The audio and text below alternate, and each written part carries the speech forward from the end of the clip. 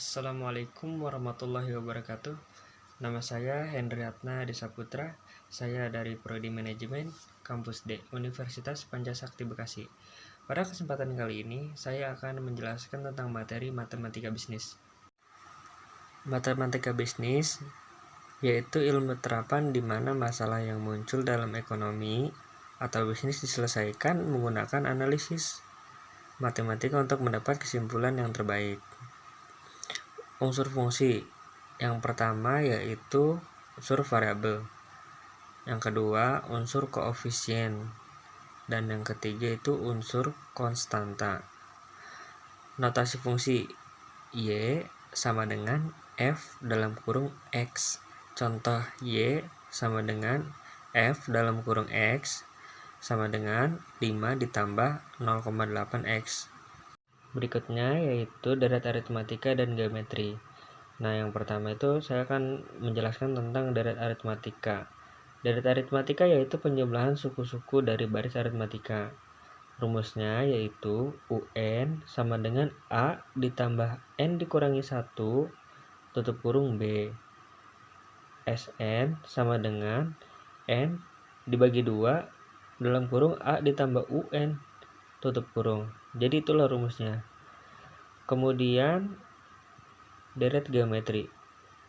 Deret geometri yaitu penjumlahan atau suku-suku dari barisan geometri. Seperti yang telah tertera ya rumusnya. A itu suku pertama barisan geometri. R yaitu rasio antara suku-suku. N urutan suku terakhir yang dijumlahkan. Sedangkan UN suku ke N. Model perkembangan usaha. Model perkembangan usaha adalah teori penerapan baris dan deret. Perkembangan usaha yang dimaksud ialah sebuah usaha yang pertumbuhannya konstan dari waktu ke waktu mengikuti perubahan baris hitung. Pertumbuhan penduduk dan model bunga majemuk. Model pertumbuhan penduduk yaitu perubahan populasi sewaktu-waktu dan dapat dihitung sebagai perubahan dalam jangka individu dalam sebuah populasi menggunakan per unit untuk pengukurannya. Bunga majemuk yaitu bunga yang jatuh tempo ditambah ke nilai pokok akhir pada setiap periode perhitungan bunga untuk mendapatkan pokok yang baru. Rumus model pertumbuhan penduduk. PT sama dengan PO ditambah dalam kurung L dikurangi M ditambah dalam kurung I dikurangi E. Persen sama dengan dalam kurung L dikurangi M ditambah dalam kurung I dikurangi E dibagi PO dikali 100%. Fungsi linear dalam bidang bisnis dan ekonomi. Fungsi permintaan adalah suatu fungsi yang menghubungkan antara barang atau jasa yang meminta konsumen dengan harga barang atau jasa tersebut. Bentuk fungsi permintaan. P sama dengan A dikurangi BQ, Q sama dengan A dikurangi BP. Rumus untuk menentukan fungsi penawaran dan permintaan. P dikurangi P1 adalah Q dikurangi Q1. P2 dikurangi P1 sama dengan Q2 dikurangi Q1. Itu pembahasan tentang pengaruh pajak dan subsidi terhadap keseimbangan pasar.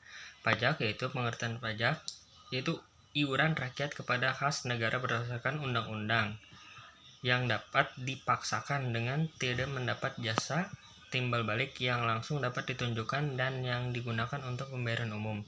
Fungsi penawaran sebelum pajak. P sama dengan F dikurangi F dalam kurung Q. Fungsi penawaran setelah pajak. P sama dengan F dalam kurung Q ditambah T. Sekarang pengertian subsidi, yaitu bantuan pemerintah yang diberikan kepada produsen sehingga harga yang ditawarkan sesuai dengan keinginan pemerintah dengan harga lebih murah daripada harga semula. Fungsi penawaran sebelum subsidi.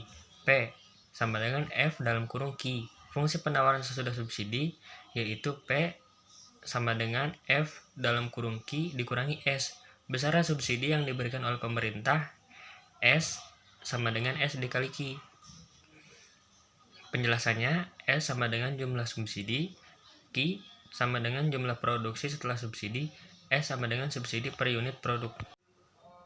Cukup sekian penjelasan materi dari saya, kurang dan lebihnya mohon dimaafkan. Saya akhiri, wassalamualaikum warahmatullahi wabarakatuh.